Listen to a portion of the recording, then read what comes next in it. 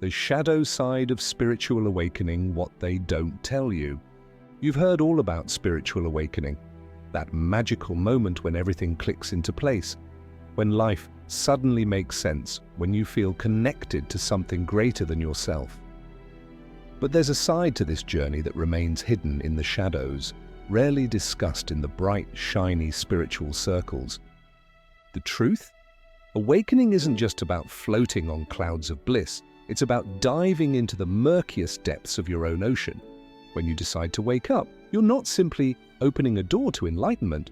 You're opening Pandora's box, releasing everything you've stuffed down and ignored for years. In this video, we'll explore the uncomfortable, messy reality of spiritual awakening, the part that doesn't make it onto Instagram posts or meditation apps. Understanding this shadow side isn't about scaring you away from the journey, it's about preparing you for what's actually waiting. There's a popular myth that spiritual awakening is the ultimate quick fix. Just meditate enough, attend the right retreats, or follow certain gurus, and suddenly all your problems melt away. Life becomes a series of peaceful moments strung together like perfect pearls. This belief is the first trap, and it's a powerful one. It turns awakening into something to consume, a product that promises instant relief from the human condition, a spiritual drive-through window for your existential crisis. The reality? Awakening doesn't remove your problems, it strips away your ability to ignore them. It doesn't eliminate pain, it removes the buffers you've built around feeling it fully. True awakening isn't an escape route, it's a collision course with everything you've been avoiding. This is where many turn back, when they realize that awakening amplifies awareness of their issues rather than dissolving them, when they discover that genuine spiritual work means facing, not fleeing. The spiritual marketplace doesn't advertise this part. It sells you crystals and sound baths, promising peaceful transformation, but real awakening feels more like demolition than renovation, tearing down walls before anything new can be built. Think about how we approach physical fitness. Everyone knows that meaningful strength comes through resistance, through pushing against weights that challenge our muscles. Yet somehow we expect spiritual growth to happen without any discomfort, without breaking a sweat. This misunderstanding leads many to abandon the path when it gets tough. They assume they're doing something wrong when the discomfort arrives. But the discomfort is the signal that real work is happening. The resistance is the path. The moment you step onto this path, you meet your first major obstacle, the ego. Not as some abstract concept in a spiritual book, but as the very foundation of your identity. Your ego doesn't go down without a fight. It's spent your entire life building elaborate defenses, creating stories about who you are, and it's not about to surrender its kingdom easily.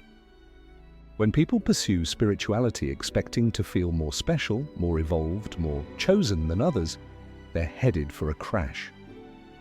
Because true awakening doesn't boost the ego, it reveals how fragile and constructed it actually is. The ego loves to believe, I'm on a journey others aren't. I see what others can't.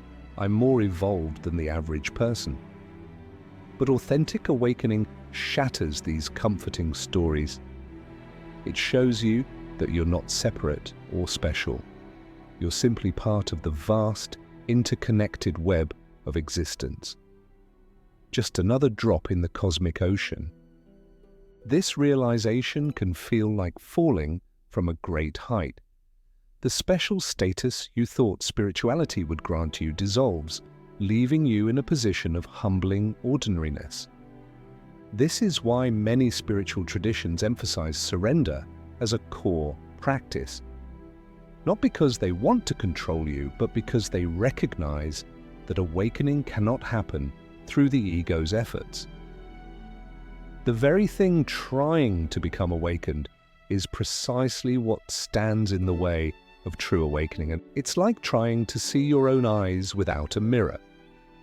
The instrument of perception cannot perceive itself directly. In the same way, the ego cannot transcend itself through its own efforts. Something deeper must take over. This surrender doesn't happen once, but continuously. Each time you think you've got it, you discover another layer of ego identification to release. The journey becomes less about gaining spiritual heights and more about continually letting go.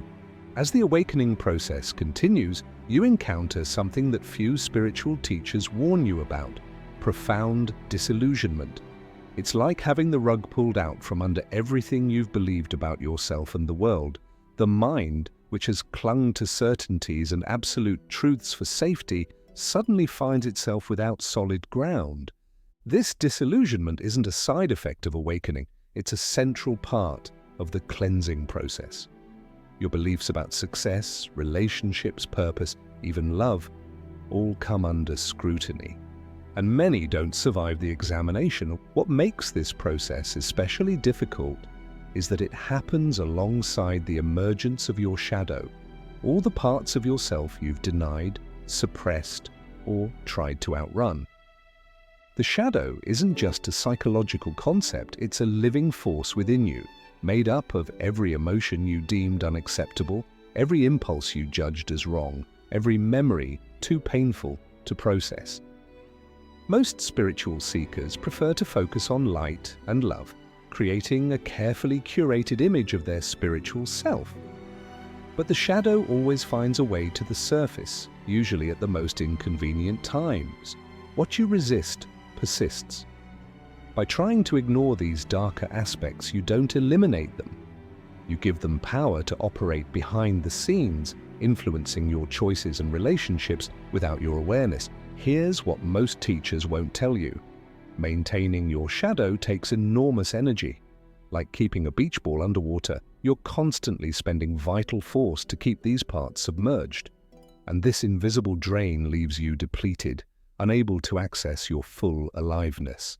The shadow isn't just a challenge to overcome, it's the actual path. When you finally turn toward it, you encounter traits that directly contradict your spiritual self-image: jealousy, rage, pettiness, greed, manipulation. It can be shocking to realize that despite years of meditation or yoga, these impulses still live within you. This is when many spiritual seekers either abandon the path or retreat into spiritual bypassing, using spiritual practices to avoid rather than engage with difficult emotions. The shadow emerges in specific patterns unique to each person. For some, it's rage that bubbles up during traffic jams or minor inconveniences. For others, it's jealousy when seeing someone else succeed, or perhaps it's control issues that surface in close relationships. These shadow elements aren't random. They're connected to your deepest wounds and unmet needs from childhood. The parts of yourself that weren't accepted or were actively rejected by your caregivers often become the core of your shadow. This explains why spiritual growth often triggers what feels like regression. As you open spiritually, these wounded parts finally find space to emerge, demanding the attention and integration they've been denied. The spiritual journey thus becomes less about transcending humanity and more about fully embodying it, embracing all aspects of your experience, including the messy, painful parts you've tried to disown. Your relationships become the perfect mirror for your shadow work. The people who trigger strong reactions in you, and whether anger, attraction, or aversion, are reflecting aspects of yourself you haven't fully owned or integrated. That colleague whose arrogance drives you crazy, that friend whose neediness exhausts you, they're showing you disowned parts of yourself. This is what Carl Jung called projection. Seeing in others what we can't or won't see in ourselves. By recognizing that what irritates you in others usually belongs to you, relationships become a goldmine for self-discovery. Instead of blaming others for triggering you, you can ask, what part of myself am I meeting here? This doesn't mean the other person doesn't have these qualities, they likely do, but your strong emotional reaction reveals that this quality touches something unresolved within you. The intensity of your response is the clue that shadow material is present. This is why spiritual awakening often disrupts relationships. As you begin to see through projections and withdraw them, relationships based on unconscious dynamics start to shift.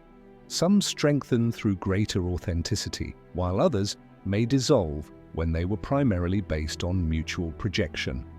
Your closest relationships, partners, family members, long-term friends, will serve as your most powerful teachers. They know exactly which buttons to push because they've witnessed your patterns. When they trigger you, they're giving you an opportunity to heal the wounded parts you've disowned. Integrating the shadow doesn't mean indulging harmful behaviors. It means acknowledging these parts exist within you, understanding their origins, and finding healthy expression for their underlying needs. When you resist the shadow, it grows stronger. When you face it directly, it begins to lose its grip on your unconscious mind. What you're willing to see and name can no longer control you from the shadows. A key insight rarely discussed: the shadow also contains positive qualities you've disowned. Perhaps you denied your creativity because it wasn't valued in your family. Maybe you suppressed your leadership abilities because you were taught to be humble. These golden shadow aspects need reclaiming just as much as the darker ones. The greatest obstacle on the awakening journey is the ego's desperate attempts to maintain control. The ego isn't just a theoretical concept, it's the operating system you've been running on your entire life. Your mind has spent decades constructing a solid, stable sense of who you are. When awakening begins to dissolve these boundaries, the ego responds with panic. This resistance isn't a sign you're doing something wrong. It's evidence you're getting close to something real.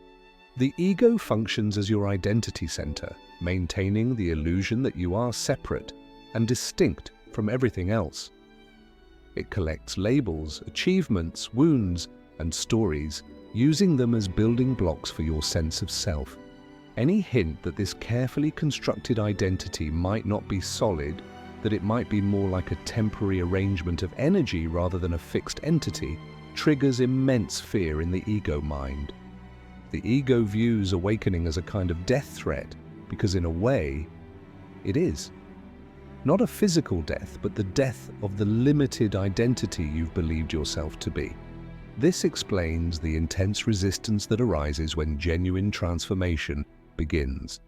When faced with the possibility of expansion beyond its boundaries, the ego mobilizes defenses: doubt, fear, distraction, even physical illness. It's as if an internal alarm system activates.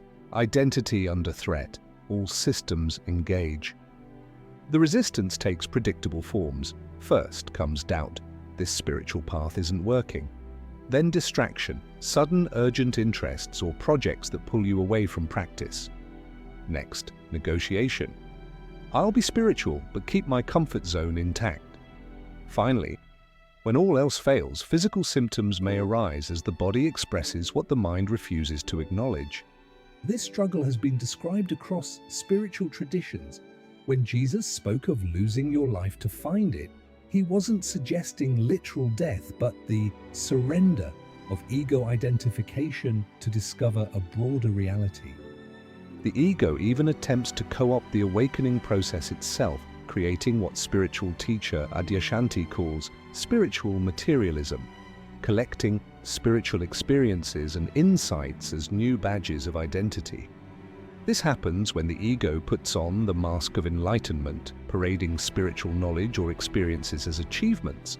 The seeker begins identifying as spiritual, awakened, or conscious, creating a new, improved spiritual ego that's often more subtle and deceptive than the original. This spiritual ego believes itself above the struggles of ordinary people. It judges others as asleep or unconscious. It collects teachings and experiences like trophies. But this false spirituality is just another layer of identification, another costume for the ego to wear. You can spot this spiritual ego by its telltale signs: the need to correct others' spiritual understanding, name-dropping spiritual teachers, using specialized vocabulary to establish spiritual credibility, or subtly competing over who's had the deepest experiences or longest meditation retreats. These behaviors reveal that spirituality has become another performance rather than a genuine dissolution of the separate self. The irony is that true awakening moves in the opposite direction, toward greater simplicity and ordinariness, not spiritual specialness. The only way beyond this trap is through relentless self-honesty and humility. By continually questioning your motivations and observing your thoughts without attachment, you create space between your awareness and the ego's strategies. This practice of mindful presence, watching your thoughts and emotions without becoming entangled in them, gradually reveals that the ego is not your essence, but merely a useful but limited tool. This disidentification weakens the ego's grip, allowing glimpses of your true nature to emerge.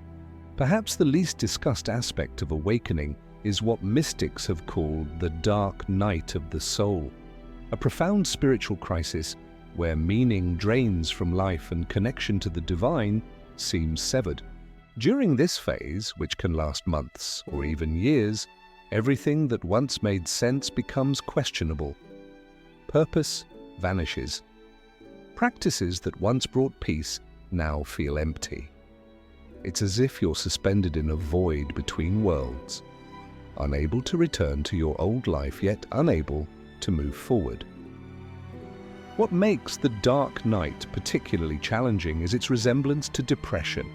But unlike clinical depression, the dark night is a necessary dismantling process, clearing space for a more authentic way of being. The dark night often arrives without warning, frequently after significant spiritual openings or insights. This timing feels cruel. Just when you thought you were making progress, everything falls apart. But this sequence is meaningful. The opening creates space for deeper layers of conditioning to surface for healing. During this time, you may feel abandoned by the very spiritual path that led you here. The silence can feel deafening.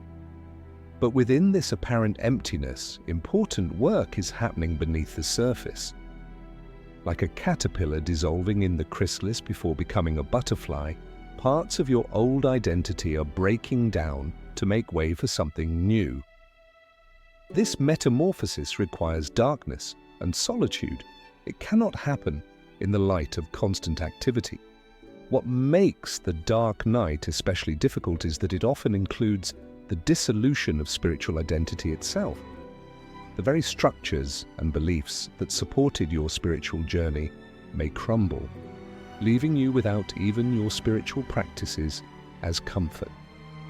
The key to navigating the dark night is surrender. Fighting against this process only prolongs it. When you accept this phase as necessary, allowing yourself to feel the grief, confusion, and emptiness without resistance, you create space for transformation. This doesn't mean the pain disappears, but its grip loosens. By surrendering to what is, you begin finding glimmers of light within the darkness itself. The lessons learned during this time prepare you for a more authentic life, one aligned with your deepest truth rather than external expectations. As your awakening journey progresses, a subtle danger emerges: spiritual superiority. After experiencing genuine insights or transformations, it's easy for pride to slip in through the back door. This hidden pride manifests as the belief that you're somehow more evolved, more conscious, or more spiritually advanced than others. You might find yourself mentally categorizing people as conscious or unconscious, awake or asleep. When spiritual growth becomes a competition or achievement, you've fallen into the trap of spiritual materialism, treating awakening as something to acquire rather than a natural unfolding. This pride often masks deep insecurity. When we feel uncertain about our worth, we grasp for evidence of our specialness, including spiritual milestones or experiences. We develop a critical attitude toward those who don't share our spiritual views or practices. The spiritual ego creates hierarchies everywhere it looks. It ranks spiritual traditions, teachers, practices, and fellow seekers. It constantly positions itself on this imaginary ladder, usually somewhere near the top. This ranking system provides a false sense of security, but blocks authentic connection with others. This separative mindset creates division where awakening should bring connection. By placing ourselves above others on an imaginary spiritual ladder, we miss the opportunity to learn from the diversity of human experience. Another pitfall is isolation in a spiritual bubble. Excessive introspection can disconnect you from the very world you're meant to serve. You become so focused on your own growth that you lose genuine empathy and connection with others. You might notice your conversations narrowing to spiritual topics only. You might find yourself judging ordinary life concerns as unspiritual. Your social circle might shrink to include only those who share your spiritual interests. These are warning signs that spirituality is becoming a form of bypass rather than authentic engagement with life. True spirituality isn't measured by how many hours you meditate or how many retreats you've attended. It's revealed in how you treat the checkout clerk when you're in a hurry, how you respond to someone who disagrees with your views, how present you can be with others suffering without needing to fix or change it. The most profound spiritual insights often come disguised as ordinary human moments, a shared laugh with a stranger, an act of kindness without recognition, or sitting with a friend in pain without trying to solve it. These moments of authentic connection reveal more about your spiritual development than any peak experience or vision. Awakening isn't about reaching some final destination of perpetual peace and light. It's about embracing the full spectrum of human experience, the beauty and the mess, the clarity and the confusion, the connection and the loneliness. Those who travel this path must be prepared to face their shadows, their pain, and the illusions they've created about themselves and the world. The awakening journey doesn't end. It continues revealing new layers to be integrated. The shadow side of awakening isn't a detour from the path, it is the path. It's in facing these darker aspects that we discover our capacity for authentic compassion, not just for the light in ourselves and others, but for the shadow too. This journey isn't about escaping humanity, but embracing it fully with eyes wide open to both its limitations and its boundless potential.